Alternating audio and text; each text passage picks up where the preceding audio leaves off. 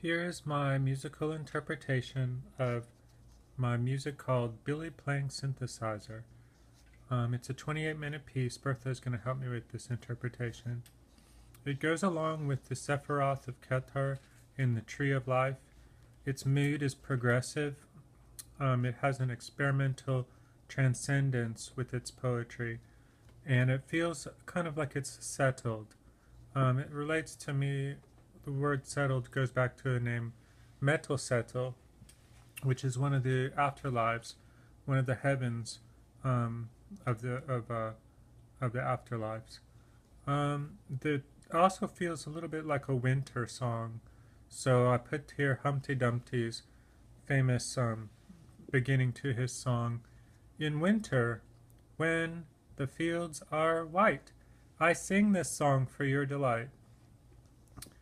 Is this music a moral possibility, I wonder?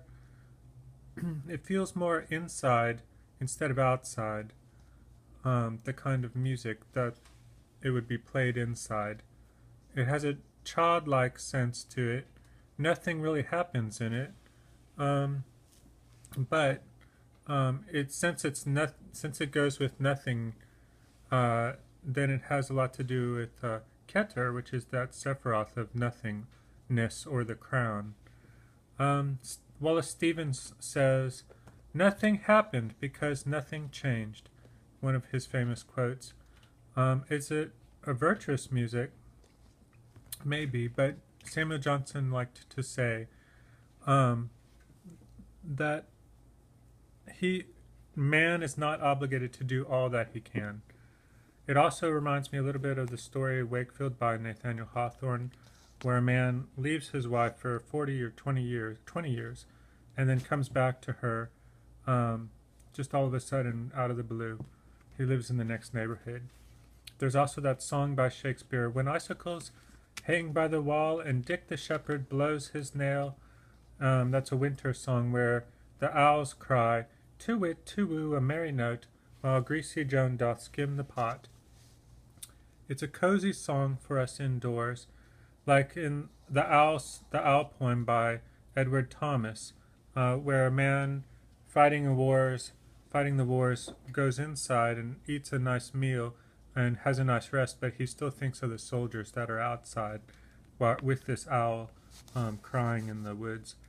Love's Labor's Lost is the place where you find that poem in, or above "When icicles hang by the wall." It's at the very end. This Keter at the top, it is not with three to be contemplated. Oh, Keter actually is a Sephiroth that you're not supposed to contemplate it. With the other two up there at the very top of the Tree of Life. It's a satire, perhaps, or a history genre. Pope is a satirical author, and same with Juvenal. Edward Thomas also writes about, in his poem Liberty, about none of us are more or less free. Nobody is less free than those who have nothing to do, because nothing's on their mind. It's a patient music, peaceful, loving time. When I think of patience, I think of the pattern of all patience in the storm of King Lear being out there. It's a poetry. It has an art of it. Poetry being one of the enlargements of life, says Wallace Stevens, who also talks about the mind of winter in his poem The Snowman. And at the end of that Snowman, there is the line, "The nothing that is and is not." It has a power. This music has power in the Emersonian way because it resides in the darting towards an aim, not in the moment of repose. It's an action and a meditation, but not on itself. It is not vain. Kafka's impatience is the only sin goes along with it. And that's that. This is the next one I'm going to do.